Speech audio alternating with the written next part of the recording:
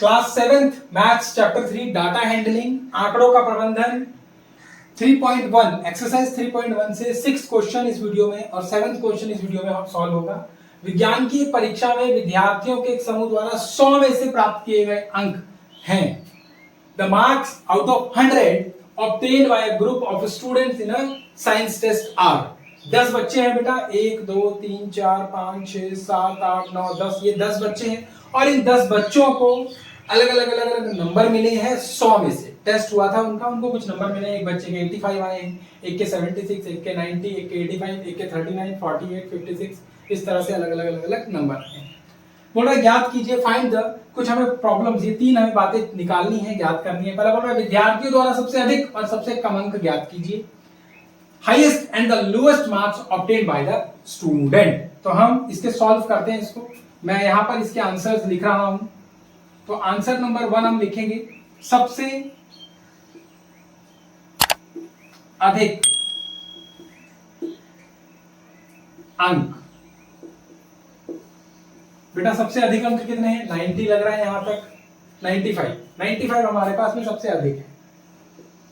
इसको लिखेंगे highest marks, highest marks. उसके बाद में सबसे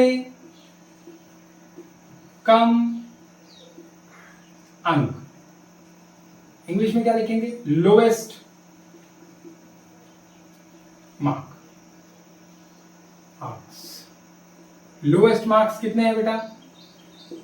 सबसे कम, यहां तक देखिए 39 सबसे कम है, उसके बाद बस 39 ही सबसे कम है। तो ये हमारे पास में हो गया। सेकंड पॉइंट बोल रहा है प्राप्त अंकों का परिसर ज्ञात कीजिए। Range of the marks obtained. Second point परिसर यानी कि रेंज। बेटा रेंज क्या होता है? रेंज होता है सबसे अधिक अंक घटा में सबसे कम अंक।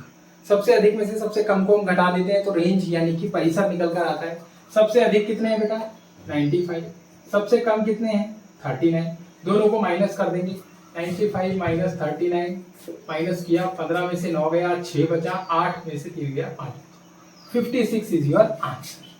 थर्ड पॉइंट बोल रहा है समूह द्वारा प्राप्त माध्य अंक ज्ञात कीजिए। Mean marks obtained by the group. तो थर्ड पॉइंट में बोल रहा है कि माध्य ज्ञात कीजिए। माध्य क्या? माध्य का फॉर्मूला होता है, माध्य का फॉर्मूला, माध्य मतलब मीन।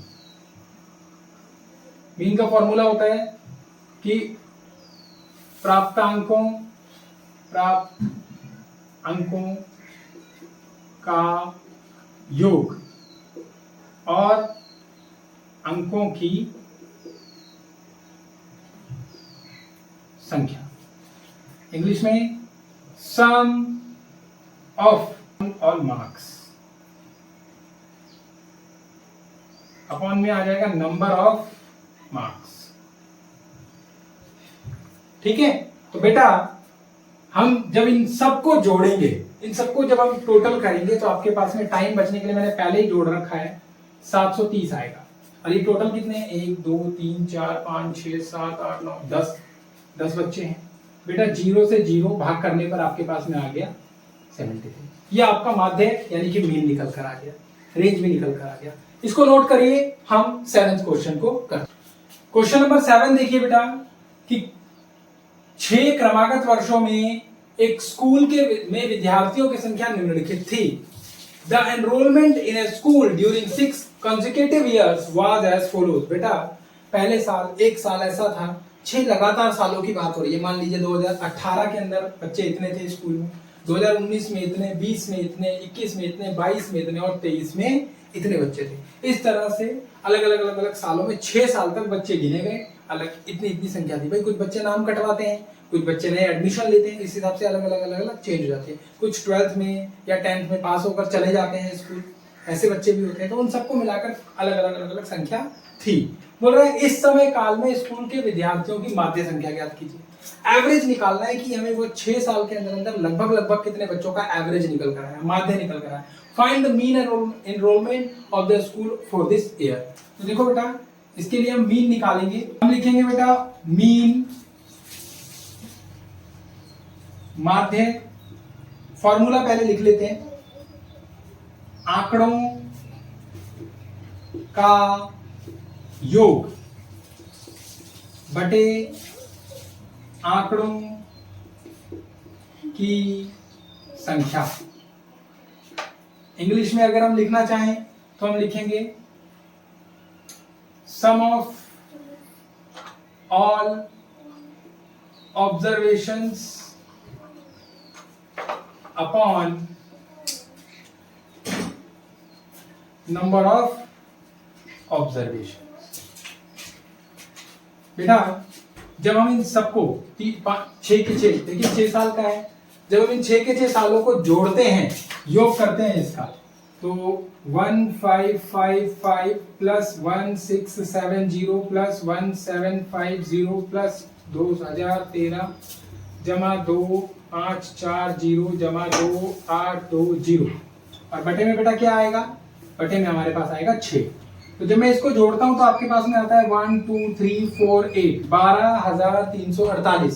इसको टोटल करेंगे आप तो आपके पास में यही आएगा और बटे में हम इसे 6 कर देते हैं। अब हमें माध्य निकालना है तो हम इसे भाग कर देते हैं। ठीक है, यहां मैं भाग कर रहा हूं 1 2 3 4 8 को 6 से, 6 दूनी 12 कट गया, ऊपर से उतरा 3। अब बेटा नहीं कट रहा, 6 के बारे में एक संख्या ही उतार सकते हैं तो ना कटने का 0 लगाकर हम 4 को भी उतार लेंगे। अब 6 पंजे आ जाएगा आपके पास में 30, 4 आ गया 48 और 6 अट्ठे होता है आपका 48, 6 8 जा 48।